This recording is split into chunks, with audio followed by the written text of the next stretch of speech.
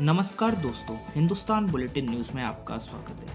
आज की इस वीडियो में हम बात करेंगे 8th पे कमीशन की सबसे बड़ी और ताज़ा अपडेट के बारे में। पिछले कुछ दिनों में 8वें वेतन आयोग को लेकर कई महत्वपूर्ण घटनाक्रम सामने आए हैं, जिनका इंतजार करीब 50 लाख केंद्रीय कर्मचारी और लगभग 65 लाख पेंशनर्स को है। दोस्तों, सबसे पहले ये समझना जरूरी है कि इस समय 8th पे कमीशन किस स्टेज पर है। कई लोगों को लग रहा है कि सरकार ने सैलरी बढ़ाने का फैसला कर लिया है या फिटमेंट फैक्टर तय हो चुका है, लेकिन ऐसा नहीं है।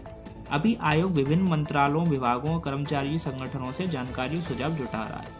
हाल ही में विभिन्न राज्यों में स्टेक होल्डरों के साथ बैठकों का दौर चल रहा है और कई कर्मचारी संगठन अपने अपने सुझाव आयोग को दे रहे हैं। अब बात करते हैं सबसे बड़े अपडेट की। 8th पे कमीशन ने विभिन्न मंत्रालयों और सरकारी विभागों को कर्मचारियों से जुड़ा डेटा जमा करने के लिए 31 जुलाई तक अतिरिक्त समय दिया है। इसका मतलब है कि आयोग अभी जानकारी इकट्ठा कर रहा है ताकि आगे की सिफारिशें मजबूत आधार पर तैयार की जा सके। अब बात करते हैं सबसे ज़्यादा पूछे जाने वाले सवाल की कि क्या फिटमेंट फैक्टर कितना तय हो सकता है। बहुत से लोग इसको 3 से ऊपर बोल रहे हैं। वहीं अगर बात करें तो सरकार ने पिछली बार 2.57 बढ़ाया था, तो इसके बारे में सबसे ज़्यादा चर्चा हो रही है। सोशल मीडिया और कई वेबसाइटों पर 2, 2.28, 2.57 या इससे भी ज़्यादा फिटमेंट फैक्टर की चर्चा हो रही है, लेकिन अभी तक सरकार का आयोग और अभी तक अंतिम फैसला नहीं आया है इसको लेके। ये सभी आंकड़े अलग अलग विशेषज्ञों, कर्मचारी संगठनों या मीडिया की संभावित गणनाएं हैं, इसलिए इसे अंतिम फैसला नहीं माना जा सकता। सरल भाषा में अगर समझाएं हम आपको, तो अगर आपका बेसिक पे बढ़ाना हो सरकार को, तो सीधे नया बेसिक पे तय नहीं करता, वो फिटमेंट फैक्टर के ऊपर डिपेंड करता है। जब 8th पे कमीशन लागू होगा तब एक फिटमेंट फैक्टर बनाया जाएगा जिससे आपका बेसिक पे तय होगा कि वो कितना हो सकता है। अब बात करते हैं HRA की। कई मीडिया रिपोर्ट्स में अलग अलग फिटमेंट फैक्टर के आधार पर HRA बढ़ाने के अनुमान लगाए गए हैं, लेकिन ये ध्यान रखना जरूरी है कि HRA में संभावित बढ़ोतरी का मतलब ये नहीं है कि सरकार ने उसे मंजूरी दे दी है। अंतिम फैसला आयोग की सिफारिशों और सरकार की मंजूरी के बाद ही तय होगा। दोस्तों, इस समय सबसे महत्वपूर्ण बात यह है कि आयोग अभी परामर्श के चरण में है, इसलिए सोशल मीडिया पर वायरल किसी भी वेतन चार्ट या सैलरी के कैलकुलेटर को अंतिम सच मानना सही नहीं है। आगे के भाग में हम जानेंगे कि कर्मचारियों की क्या मांगे हैं, न्यूनतम वेतन कितना हो सकता है, पेंशनर्स को क्या फ़ायदा मिल सकता है और जुलाई 2026 में और कितने अपडेट्स आ सकते हैं। इससे पहले मैं एक चार्ट आपके सामने प्रस्तुत करूंगा जिसमें एक फिटमेंट फैक्टर के जरिए मैं आपको ये बताऊंगा कि आपकी जो बेसिक सैलरी है वो कितनी हो सकती है। तो चलिए उस चार्ट की तरफ चलते हैं। तो दोस्तों, ये एक चार्ट है जिसमें एक अनुमान बताया गया है कि अगर फिटमेंट फैक्टर को 2.86 किया जाए तो आपकी जो बेसिक सैलरी है कितनी बढ़ सकती है। जी हाँ गाइस, इसमें सारी डिटेल दी गई हैं। वैसे ये एक संभावित अनुमान है, ये कोई फाइनल नहीं है, लेकिन बहुत सारी मीडिया हाउसेस और बहुत सारे जो विशेषज्ञ हैं और बहुत सारे जितने भी आपके गवर्नमेंट संगठन हैं, इतने फिटमेंट फैक्टर की मांग कर रहे हैं और मीडिया भी बता रही है कि इतना हो सकता है, क्योंकि लास्ट टाइम 2.57 बढ़ा था। तो अगर 2.86 को हम माने तो आपकी जो बेसिक सैलरी है उसमें कितना उछाल आ सकता है, आप लेवल ऑफ पोस्ट के हिसाब से इसमें देख सकते हैं।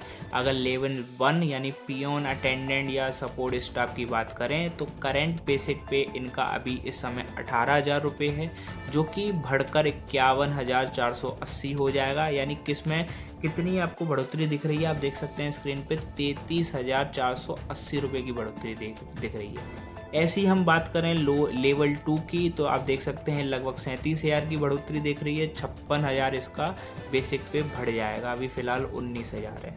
वहीं लेवल 3, लेवल 4, लेवल 5 इन सब में लगभग सेम फिटमेंट फैक्टर के जरिए ही इंक्रीज़ हो रहा है।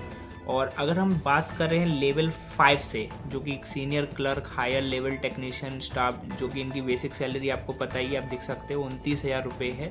इनका काफ़ी अच्छा उछाल देखने को मिल रहा है उतना ही उछाल, लेकिन दिखने में ऐसा लग रहा है काफ़ी बड़ा उछाल है, क्योंकि अब इनका बेसिक पे अगर इतना फिटमेंट फैक्टर मिलता है तो इनका बेसिक पे 83,512 हो जाएगा, जो कि 54,312 का उछाल है। वहीं बात करें और नीचे जाएंगे लेवल 7 पे सुपरिटेंडेंट और सेक्शनल ऑफिसर्स वगैरह, तो इनकी जो बेसिक पे इस समय 44,900 है, जो कि बढ़कर 1,28,415, यानी इनका जो उछाल है 83,000 रुपये का।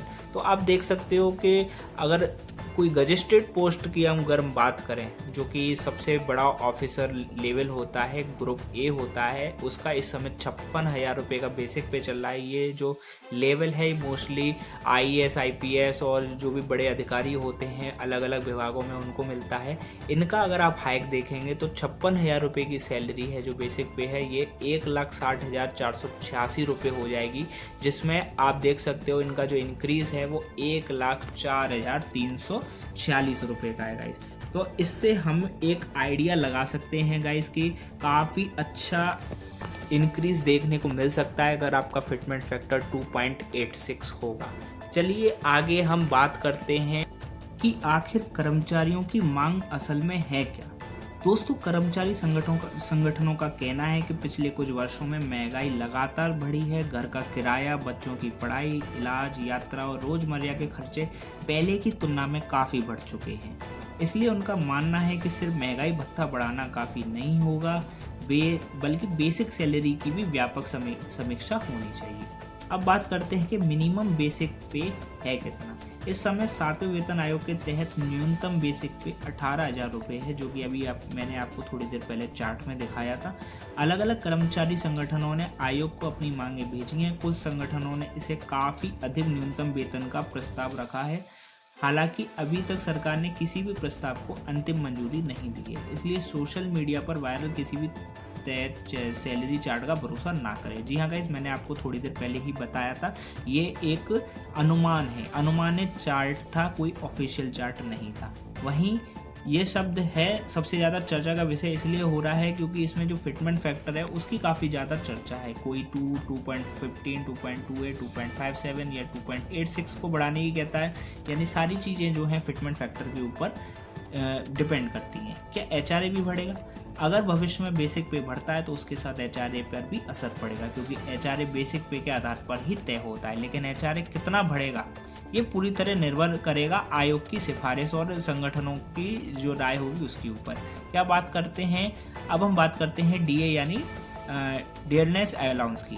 तो 8वें वेतन आयोग की प्रक्रिया चल रही है, लेकिन दूसरी तरफ कर्मचारियों की नज़र अगले DA संशोधन पर भी है। यानी 8th पे कमीशन और DA दोनों अलग अलग प्रक्रियाएं हैं और दोनों की टाइमलाइन अलग अलग हो सकती है। अब सबसे ज़रूरी बात यह है कि पेंशनर्स को क्या फ़ायदा मिलेगा।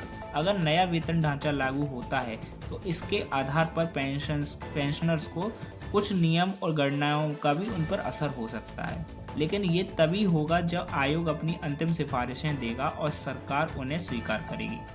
दोस्तों, अभी जो सबसे बड़ी बात निकलकर सामने आ रही है वो ये है कि आयोग लगातार कर्मचारी संगठनों, विभागों, अन्य हितधारकों से सुझाव ले रहा है, ठीक है, और अंतिम फैसला आने में अभी समय है। अगर आपको अभी तक वीडियो सही अच्छी लग रही हो, पसंद आ रही हो, तो वीडियो को लाइक करें। और अगर आपको सबसे पहले अपडेट चाहिए 8th पे कमीशन के ऊपर तो हमारे चैनल को ज़रूर सब्सक्राइब करना, जिससे हम आपको सबसे पहले सटीक जानकारी दे सकेंगे। और इस वीडियो में जो भी चार्ट मैंने अभी दिखाया था, मैं फिर दोबारा से कहना चाहूँगा, वो एक अनुमानित चार्ट है, कोई फाइनल चार्ट नहीं है। मैंने एक अनुमान पेश किया आपके सामने कि अगर इतना फिटमेंट फैक्टर हुआ तो आपकी बेसिक पे कितनी हो सकती है। तो गाइस, इस वीडियो में इतना ही। अगर आपको वीडियो पसंद आई हो तो चैनल को लाइक करना, सब्सक्राइब करना, बेल आइकन को जरूर हिट करना, ताकि आपको लेटेस्ट वीडियो की अपडेट सबसे पहले मिल सके। तो मिलते हैं गाइस नेक्स्ट वीडियो में, तब तक के लिए जय हिंद, जय भारत।